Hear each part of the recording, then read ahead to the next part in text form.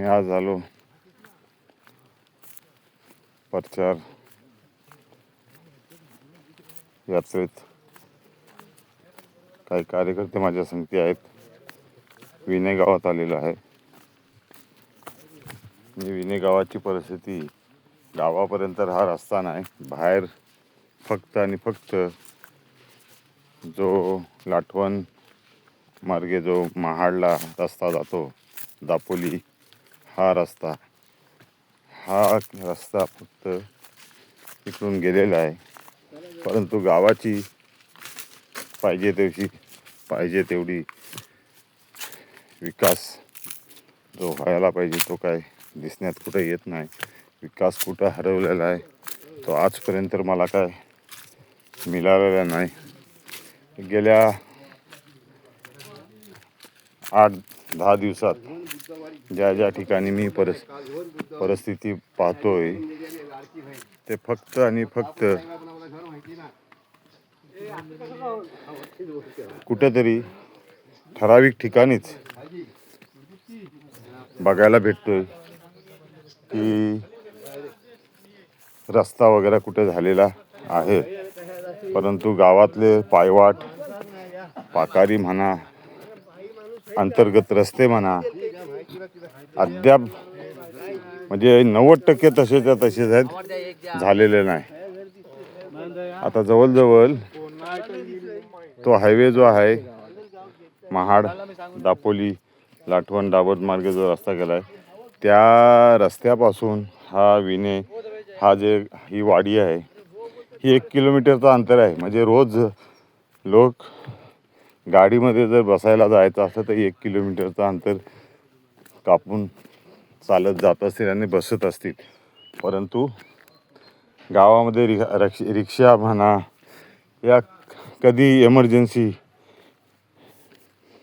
काय झालं तर रिक्षासुद्धा आतमध्ये गावातला येऊ शकत नाही, अशी ही परिस्थिती आहे. तर विकास कुठं हरवलेला आहे ह्या जनतेने कल्पना करावी आणि शोधून आणावा. त्याच्यामुळे एक मत हा विकासासाठी मंडणगड तालुक्याच्या आणि काँग्रेसच्या उमेदवाराला विजय करण्यासाठी अशी मी नम्र विनंती करतो जनतेला. ताई नमस्कार. मी जमीर मागजनकर, राहणार पंधेरी. बऱ्याच दिवसांनी आजीबाई बरी आहोत ना? कसं काय चाललंय? गावामध्ये पायवाट नाही आहे. हा नाही, मी काय म्हणतो, तुम्ही सर्वसामान्य जनता, तुम्ही महिला कधी बोलणार की गावातला हा रस्ता आला पाहिजे म्हणून? किती पुढारी येतात आणि जातात. कुठे गेला म्हणा रस्ता हा? बघा, अनेक वर्षांनी काँग्रेस पक्षाचा चिन्ह घेऊन हात, पंजाची निशाणी, जुनं ते सोनं. अगोदर काँग्रेसची सत्ता होती, सर्व काय म्हणजे थोडं का होईना पण ते गोडं मिळत होतं. आता एवढूसा काय म्हणजे विकासाच्या संदर्भात बोलायचा जर नक्कीचा जर विकास जर करायचा असेल तर अनेक वेळेला पायघड्या घालायला होतात, शासन दरबारी होतात की नाही होतात.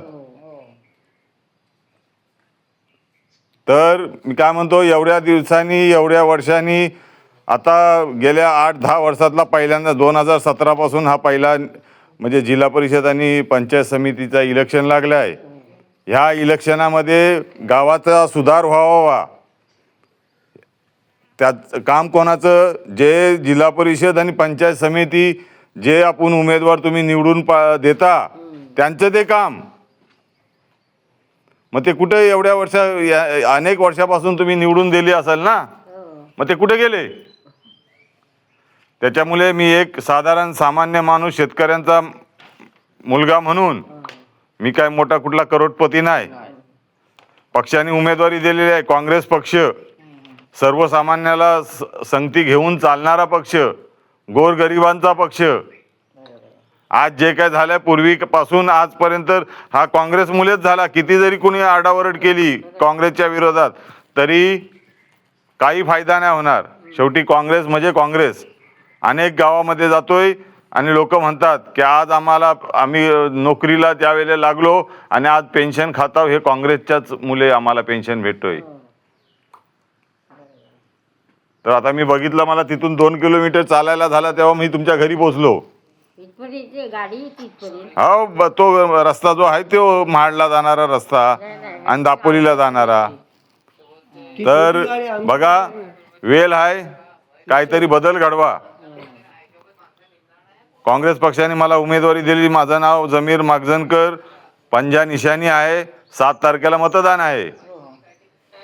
तर काहीतरी परिवर्तन व्हावा म्हणून एक चांगल्या उमेदवाराला निवडून द्या.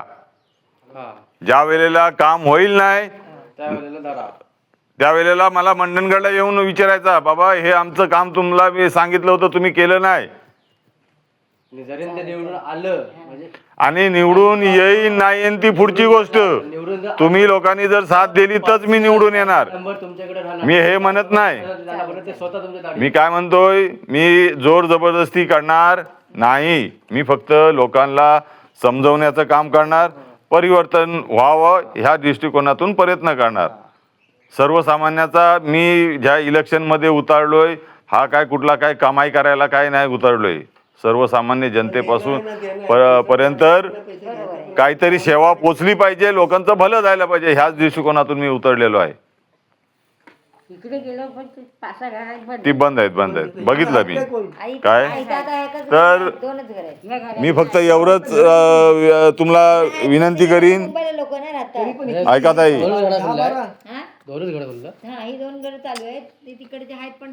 विनंती एवढीच करीन की एक संधी द्या. अनेक लोकांना तुम्ही संध्या दिल्या, काय केलं काय नाही ते मला नाही माहिती. मी बघतोय की काय झालं आणि काय नाही झालं आणि काय व्हायला पाहिजे. त्याच्यामुळे मी एक मुलगा म्हणून, तुमचा नातू म्हणून म्हणा, तुमचा पुतण्या म्हणून म्हणा, ह्या हेतूनच मी दाराशी आलेलो आहे.